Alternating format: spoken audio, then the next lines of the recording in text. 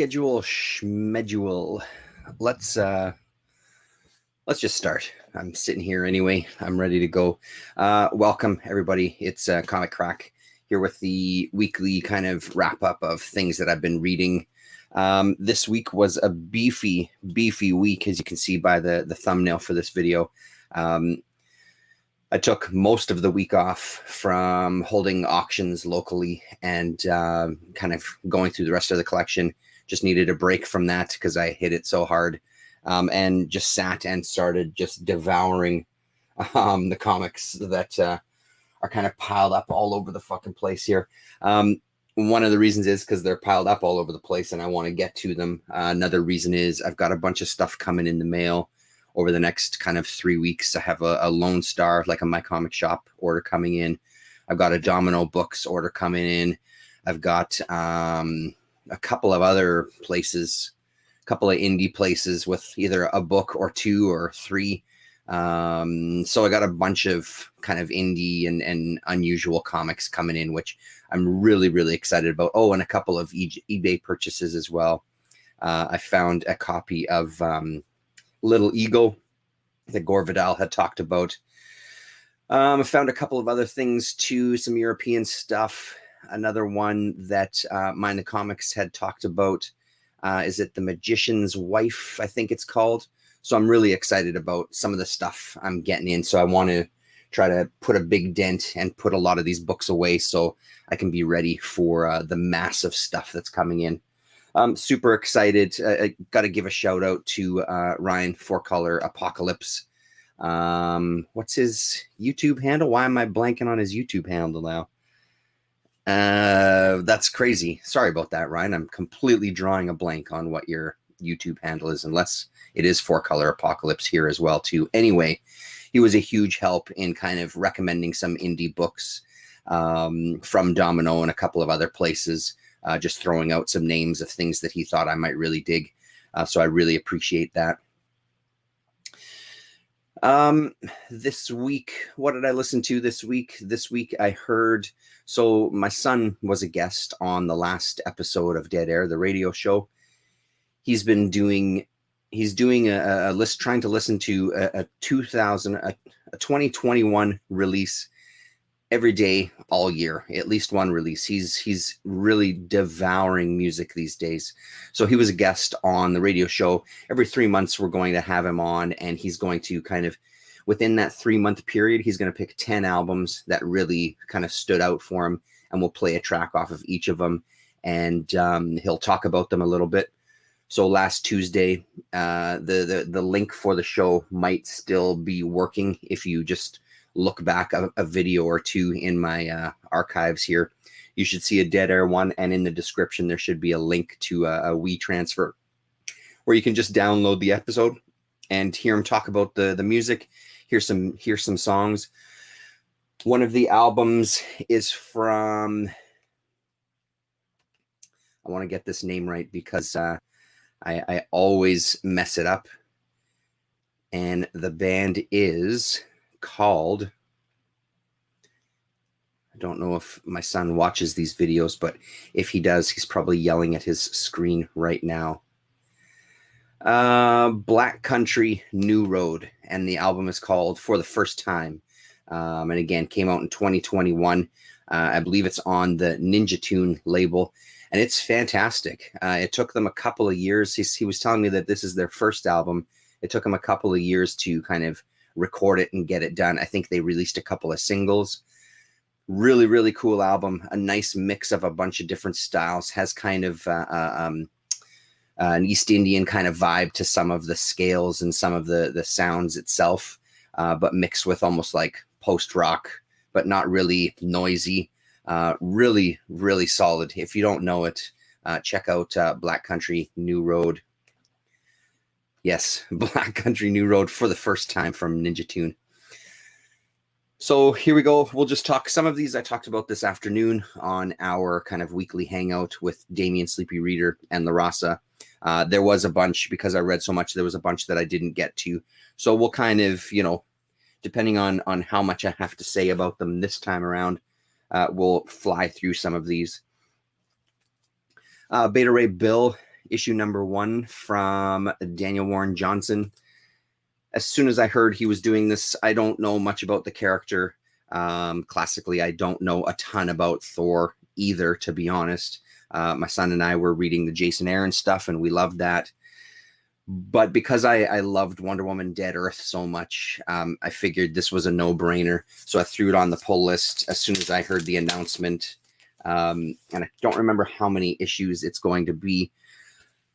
The story itself in this one, it didn't grab me. That first issue of Wonder Woman Dead Earth, of course, his art jumped out to me for sure. That first issue of Dead Earth really jumped out to me as well, though, just story-wise. This one, the art still does the same thing, completely leaps off the page. He's got a really cool style. Yeah, just really, really nice style. But the story itself, it didn't do a lot for me. I mean, the basic premise, of kind of Thor coming down and stealing Beta Ray Bill's thunder to some degree, and getting all the accolades for things, and Beta Ray getting his ass kicked. And he's going to kind of take off and go find himself, I suppose, is the thing. So, yeah, I mean, it's on the pull list. I'm not, I'm going to keep going on it. I'm not by any stretch going to abandon this. I'm going to give it a good chance and ride out the whatever it's going to be, 4 issues, 6 issues. Not really sure. However many, I'm on board for it. But I kind of wish the story would have, I don't know, had a bit of more oomph for me. The one that I did talk about in the chat today that I do want to talk about again, so apologies for those of you who watched that 3-hour extravaganza and heard me rave about this already. So this is the final issue of Marvel. It's issue 6. These are the creators in this one. So it's sort of, it's Alex Ross kind of taking over and doing getting some creators to do some short stories.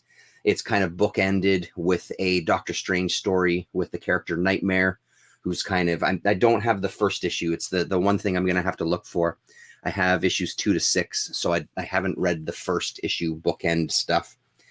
But the basic premise is that Nightmare has Doctor Strange captured, and he's just kind of digging into his subconscious and getting all these stories out of him. So every single issue we get some special guests. I don't think that anybody has come back. I don't know that for a fact. I'm pretty sure each issue, though, has completely different artists and writers than the previous issues.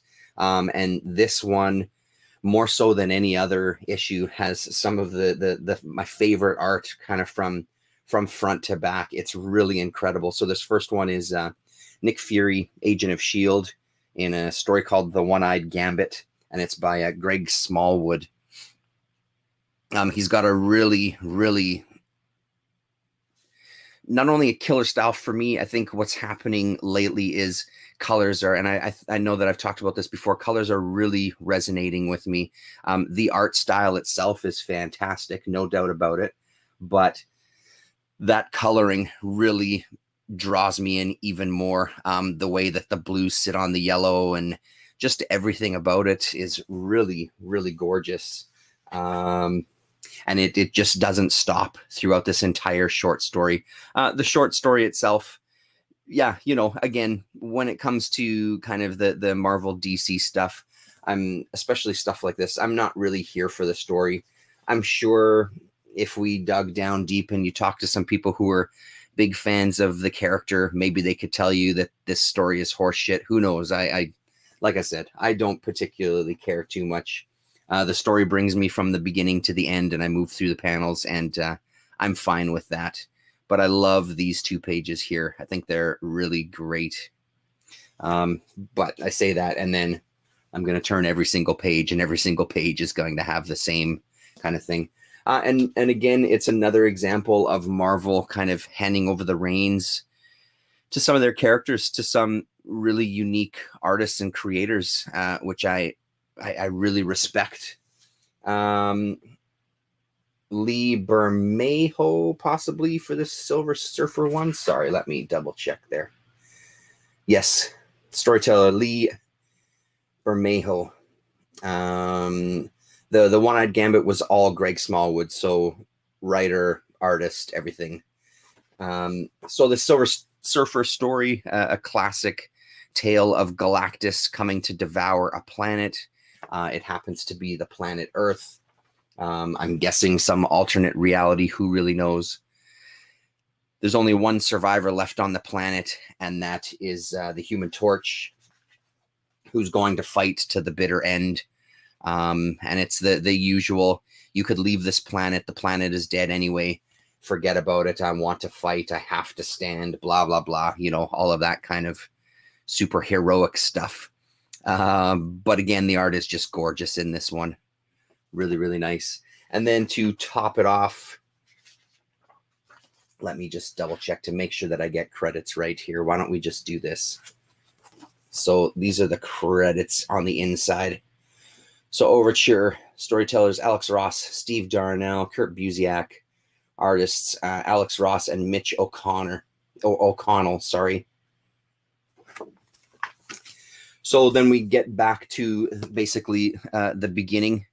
Doctor Strange has, of course, even though he's been chained up, he's been biding his time to bust free and kick Nightmare's ass. So we get the final battle, and he's called in everybody.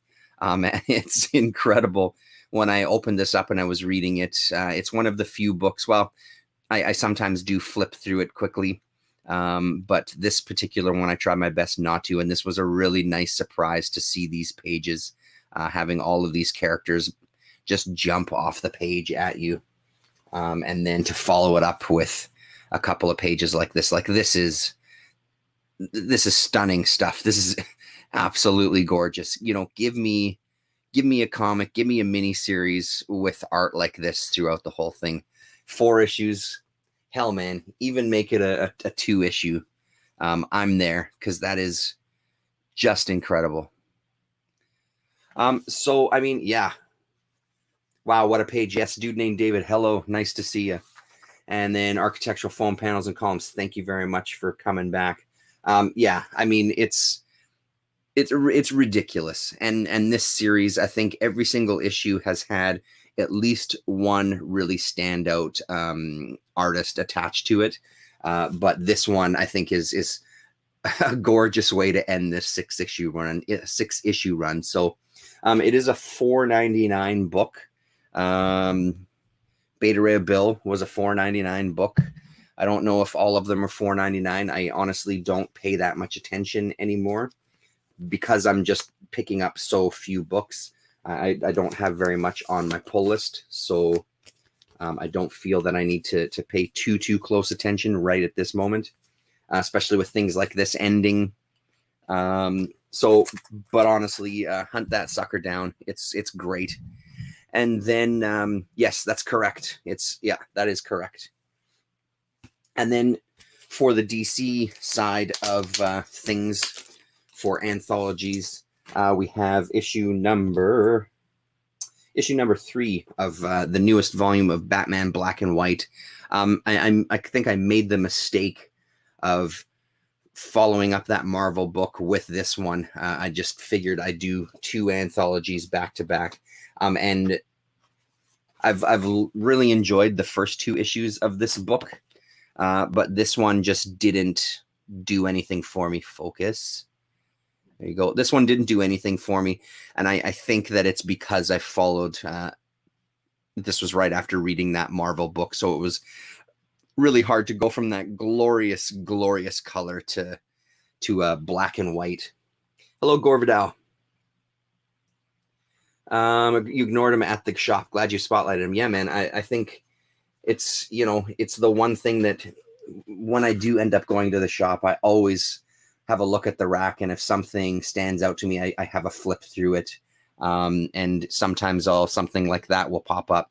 Honestly, more often than not these days, I take a really cursory glance over the Marvel and DC stuff. I don't really give them a second look, especially when these King in Black things are happening.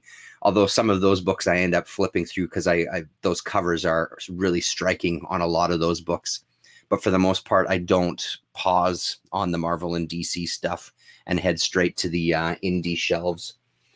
You know, and I think, like I've said before, it's just, I don't know, man. This book, I think there was more to it that I didn't like about this book, though. So I say that the art is a big thing. The art is still really nice, and yes, that is also true. But then you get a story like The Cavalry by John Ridley, Oliver Coipel, and I fucking hated this story. There's something to be said about, like, let's make sure that we hit every single mark so you absolutely know that these are the bad guys. Dude's black. Batman ain't black. Who the hell is this fucker? Bleeped. These people are taking over everything. Kill him. Then let's go kill some cops. Hey, you got any more meth? I'm starting to crash. Like, this is on one page in like 4 word balloons. Get the fuck out of here with that. Like, I can't. So right away on the first page, reading some of those word balloons, I was already tapped out. And it doesn't get any better from there. It was just really, I don't know, man. I just thought it was real garbage, to be honest.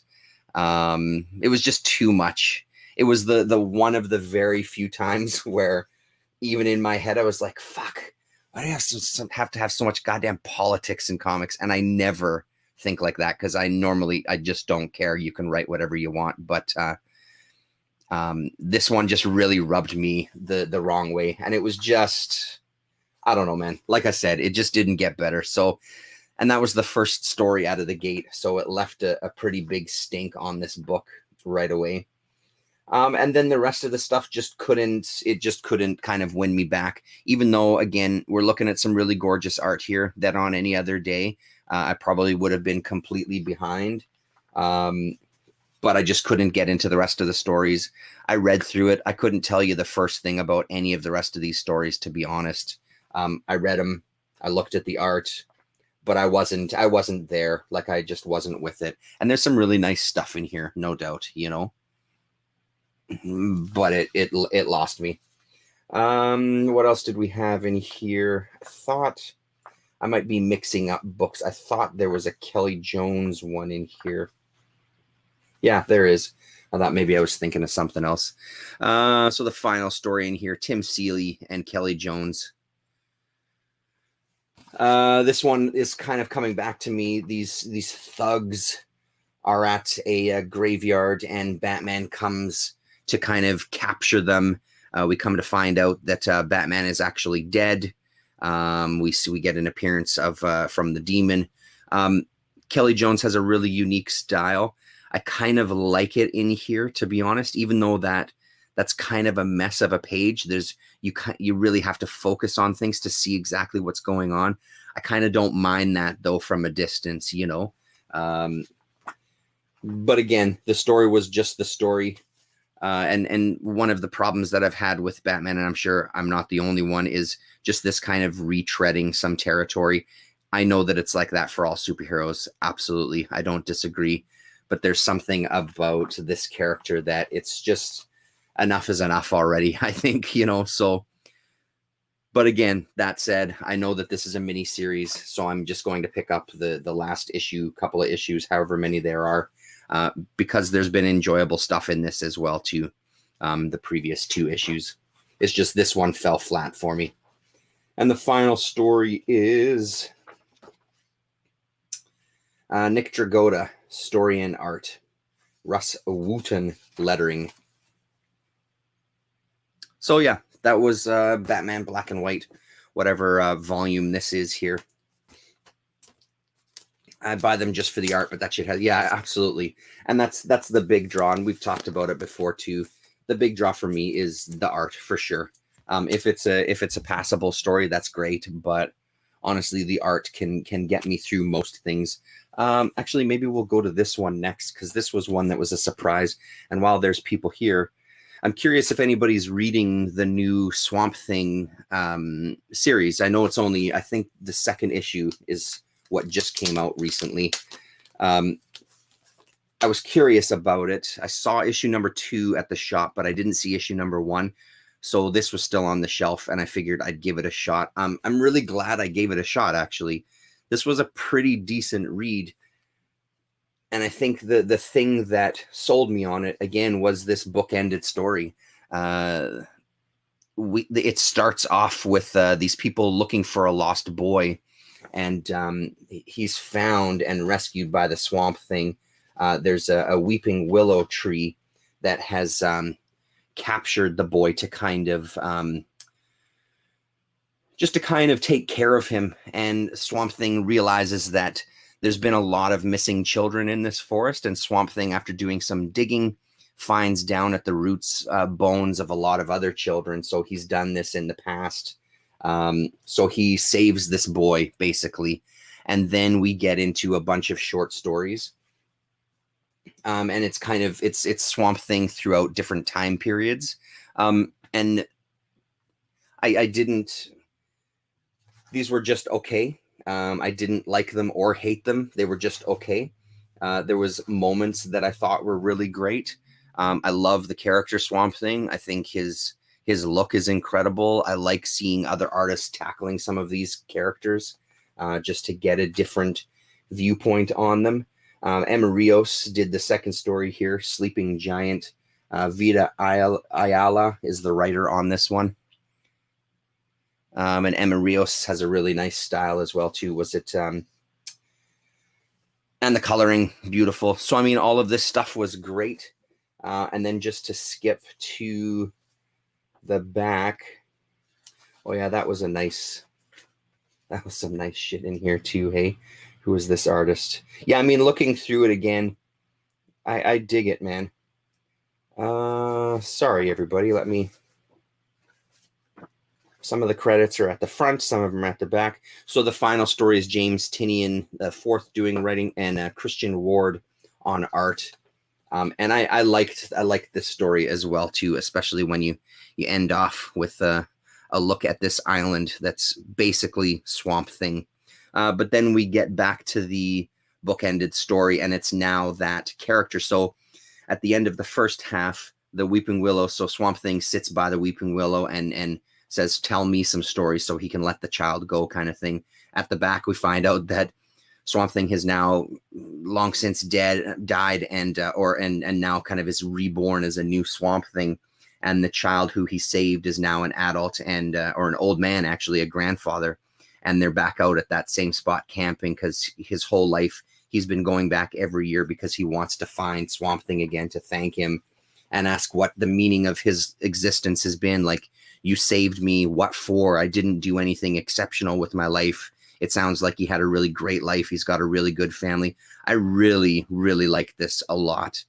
So that's what made me curious about the new series. So dude named David says, I am, but only read the first issue. And then Architectural says, not reading any new Big Two books at the moment. So I don't know if it's the same creators on the new series. I'm going to look into it a little more, because if it's even close to something like this, I may give it a shot, try out the first issue or two. If you see this for cheap, I say give it a shot. I enjoyed it. I kind of really dug that story quite a bit. And then kind of dipping into some of the back issues. I always have a stack of these and some horror books that are just kind of lying around because they're really nice, kind of almost like palate cleansing reads, because I know there's always going to be something in Unexpected or Ghosts or Witching Hour. I know that there's always going to be something that I'm going to really dig. And then this one took me by surprise with the final story. Where are we here? Pencils Jerry Grandinetti, inks Bill Drought, story by Dave Wood, and it's called Executioner, or The Last Executioner. And shit, man, it's phenomenal. It's a phenomenal short little story. Just generations of executioners. This our main character in this story just kind of thinking about his father and his grandfather and generations of his family that were executioners. But this art, these layouts are just, they're just so great. And there's some of these artists that, there's some of these artists in these horror books that pop up all the time, and they're always a hit, and they really have their own unique kind of voice and style throughout these books. It feels to me like they did these horror books and they were just left alone. Here's some stories, here's some stuff. You guys got a series. You got to fill it up with 2 or 3 short stories per issue. We don't care what you do. Just have some twist ending and just go for it. It really has that feel to some of these. And I mean, as much as I enjoy some of the other ones, Unexpected is one of my favorite. The only one that didn't work, the only one that didn't really do much for me was this first story. Sorry, I had spicy soup for dinner, and it's coming back up on me. It didn't do much for me, this first story, Death Town, USA. Visually, it was really great. Johnny Peril looked fantastic. The story itself wasn't too great. So this first story is Jack Sparling and then George Cashdan. And then for that second one, I'll get you the credits in a second there. Stand by. And then this other one was Tales of the Mad Maud Witch, and it's art by Bill Draut, again, D-R-A-U-T, in this second story here. Yeah, so really, really nice reads. And again, even panels like this, you know, I love that kind of Ditko-esque type of art there. Really nice, the way things are broken up. Chaos and Comics, how's it going, man? And then DaCosta, since you're here, there's a couple of things that I picked up that I don't really know too much about them, but I picked them up just on a whim. I know that you pick up this kind of stuff, and I see these all over the place. I've never given them a shot, and as soon as I haven't read them yet, but I flipped through them, man, I need to find more. Chamber of Chills, number 8. And the Tomb of Darkness, number 19, were a couple that I found recently. And they're both fantastic. I'm not sure the story behind a lot of these. I think it was this one. This one looked like it reprinted. Yeah, reprinted a bunch of older stuff. I don't know that that's the case, but just based on kind of the style inside, it didn't look like it was kind of from that same era of horror anthologies. So I'll have to do some more digging. I Wait in the Dungeon. So these are on top of the stack. I'm going to try to read these this week so I can talk about them. Yeah, reprints, eh? Okay, cool. But man, flipping through these, I'm sold. Like I'm there. So this will be the new fixation. I don't know how many issues this one specifically, this Chamber of Chills, really jumped out at me. So I will absolutely be hunting for more of those. So those go there. Those go there. But yeah, like I said, Unexpected is just one of the favorites of mine. I don't see them too often, and when I do, they're normally fairly cheap, depending obviously how far back in the run you go. So they're always affordable to pick up. I won't spend any time on this one. I feel like between me, Damien, and Rasa, we've talked about it a lot. But I did read the first 4 issues of Rima, and it was amazing. Really fantastic read. Single-handedly, we're going to buy up all of the issues of Rima the Jungle Girl. Again, another one that I've talked about a few times. DaCosta, it was great to see that issue number 1 that you posted on Twitter there. But this is Frank 3 and 4. Highly, highly recommended. And if that cover alone, yeah, Rima Horrors, all of you, exactly. If that cover alone doesn't sell you, based on just the smoke that this god creature here is creating in Frank's house, I don't know what to tell you. Nurture the Devil, another one we spoke about today. Issue number 1 of a 3-issue miniseries. Gonna have to keep my eye out for 2 and 3, and then probably reread them all just to get a full sense of that.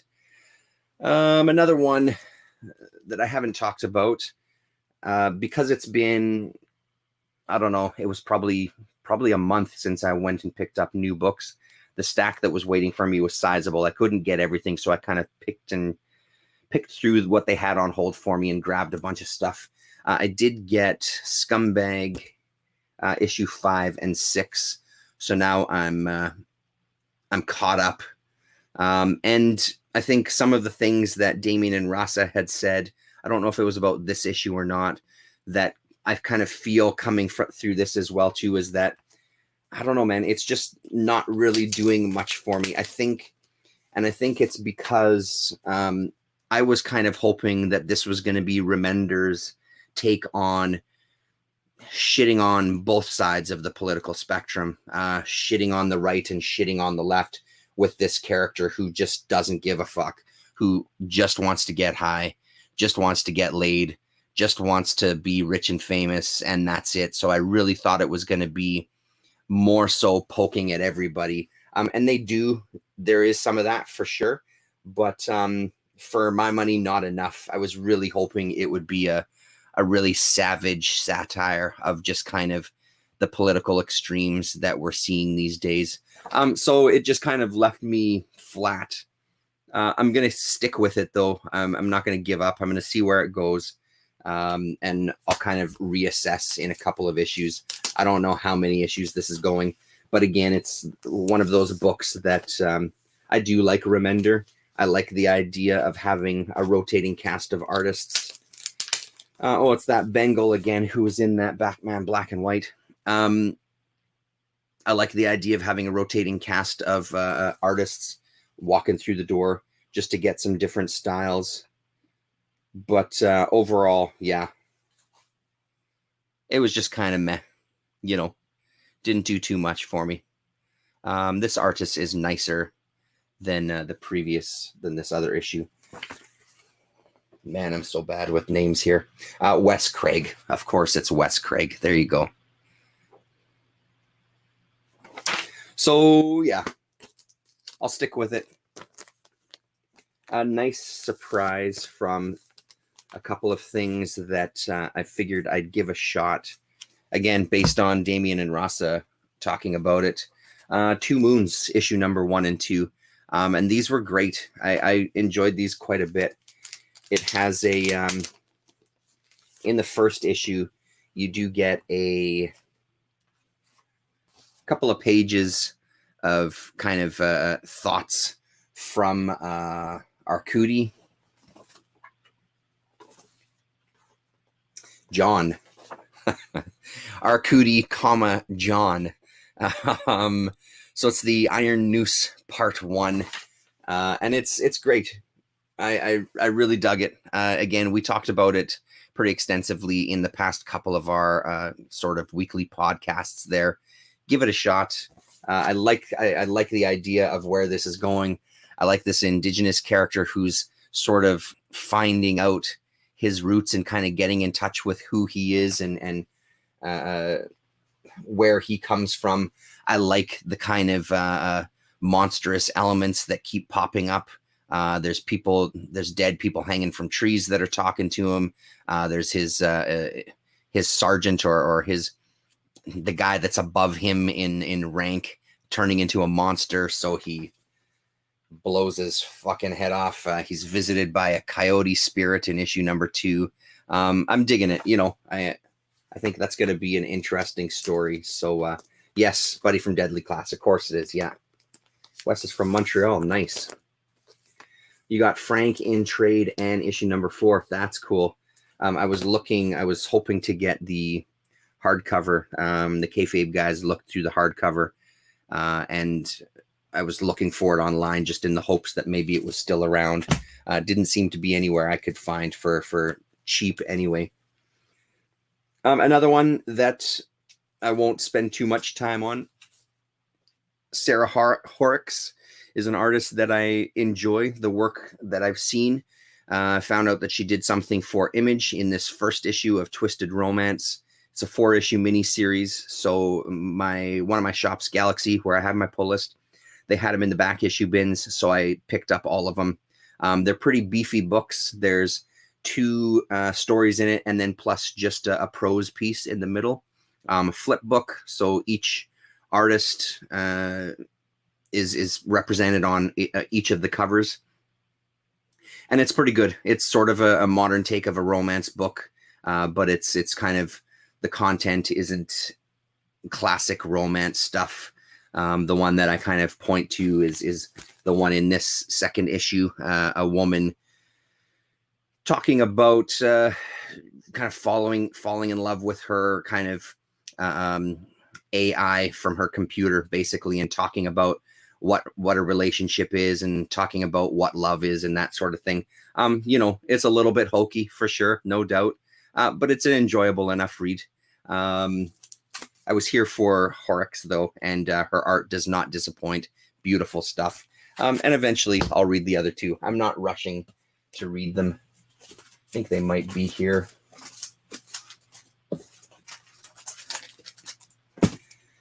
These are the final 2 there. Alice Campi, Naomi Salmon, Sarah Winifred Cyril, Trungles, someone named Trungles, and then Carla Speed McNeil, Alex Campi, Jess Bradley, and Margaret Troth. So that's issue number 3 and 4 there of Twisted Romance. So yeah, see how it goes for those last 2. The final issue of Norse Mythology, the way the storytelling was in this one, it was fairly abrupt for the other issues. And in the very first issue, that abruptness took me by surprise. Then I got used to it. And then all of a sudden we're at the final issue, and that abruptness, it just feels like that's it. Which I understand why, because there's a whole bunch of other mythological stories they could cover. There's a whole, you could probably run volumes and volumes of this. So there is kind of these short nuggets, but this was a really, really fun 6-issue miniseries. This has been one of the highlights of the year so far. I loved it. I absolutely loved it. This final story was pretty great too. Pretty comical. Thor getting dressed up to be given away at marriage so he could get his hammer back from what are these troll lords here, stuffing his face, drinking, and then kicking everybody's ass once he gets his hammer back. Very entertaining. I really dug it. So highly recommended on that one as well.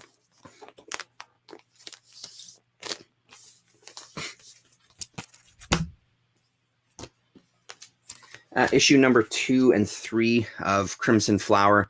They didn't have the regular cover left. This one cost the same, so I grabbed that one. Another one where I'm here for the art. I'm here for the Lesniewski art. And the story is just kind of whatever. The first issue, the story was intriguing. There was a lot there. It felt like it was going to go somewhere. These 2 issues felt like the steam just got completely pulled out of the story. And Damien kind of put it succinctly. It's now where it just looks like we're in a serial killer story where, that's kind of where this is going to go. But his art is phenomenal. And I really hope that this kind of gets him more work, because the amount of work this guy puts into doing a comic is really incredible. And if you don't follow him on Twitter, you really should. There's the spelling of his name there. He's great to follow. He posts a lot of art. He does a lot of commissions for people. He just posted a commission today. He shows stuff from his sketchbooks of ideas that he's working on. Always really, really great. Very, very unique style. Another one we talked about today, and Damien has talked about in the past, 2 Night Hunters. This is issue 2. Couldn't find issue 1, so I'm going to keep my eyes open, and maybe we'll get lucky. the Conan saga. This is from the stack of books. Oh, nice. You have, hey? See, it's something that I really should do. I'm scared of those. I have those, but I know that they're opera adaptations, and I know that that's really pathetic of me, but that honestly is been the thing that's turned me off of reading them, and I really should just pull my head out of my ass and just read them, because P. Craig Russell's art is phenomenal. Yeah, I've got all those, and I really should just do it and just read them, pull them out of the boxes. This was great. The one thing that I was saying this afternoon was that it took me by surprise the way Conan kind of talked to the main our female lead in this one. You know, come here, wench, and service me, and all these kind of things, right? But it was great to see this version of the Red Nails story, because it's the one that I just read most recently in those reprints, those miniseries reprints that are coming out. The art was beautiful, and I really enjoyed. I really like this story, actually. This Red Nails story has a lot going for it, especially because, you know, pretty much the last half of the book is just absolute carnage and fighting and backstabbing. And nice. That's good to know. Worth it. The art will help you get through them. Cool. That's good to know. Yeah, I'll get on those. I'll dig them out of the boxes. So really good. I'm looking forward to starting in on the rest of the stack of Conan that Damien sent my way, because I know there's going to be more gems in there.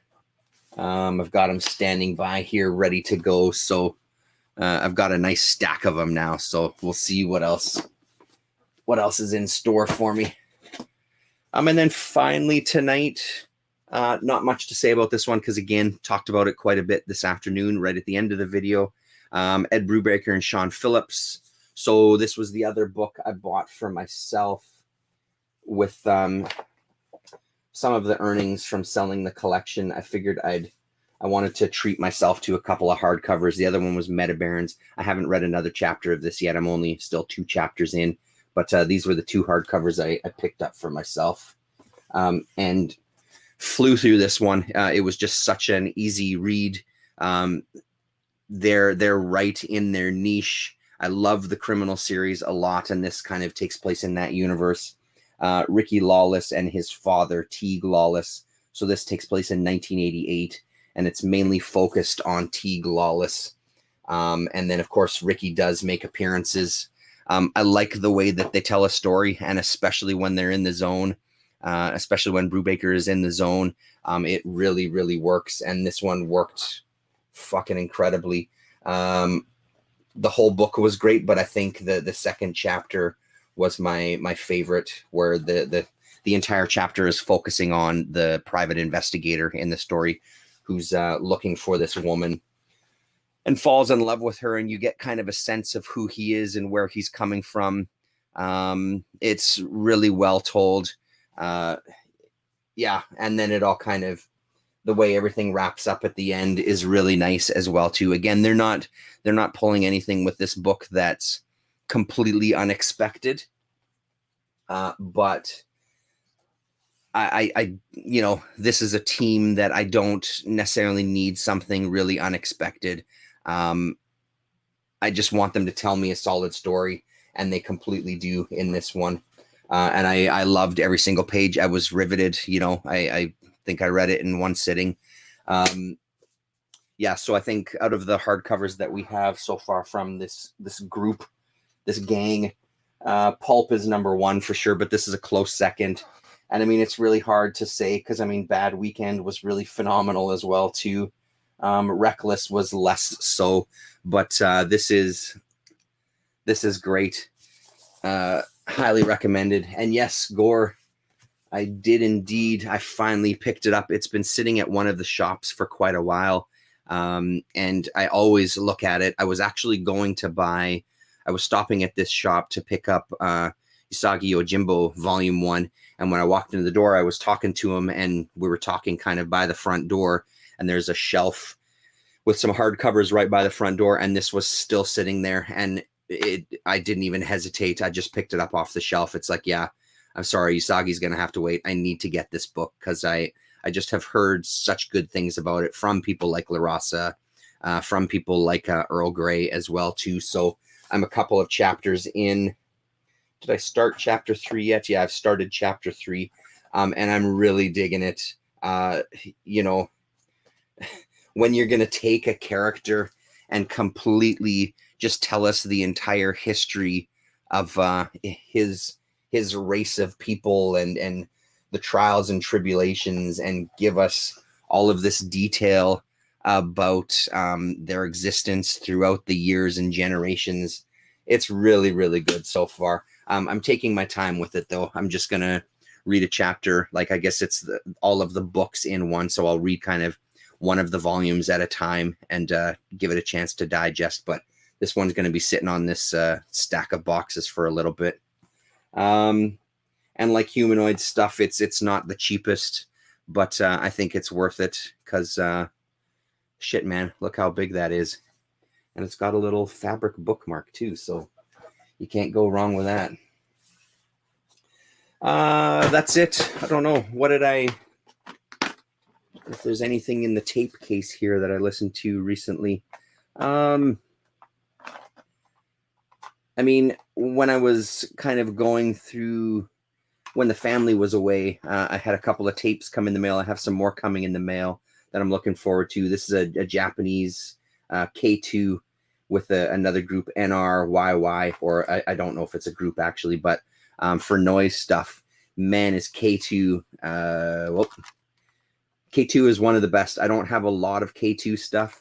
There's a noise tournament series of 7 inches that K2 is on with a rotating cast of characters.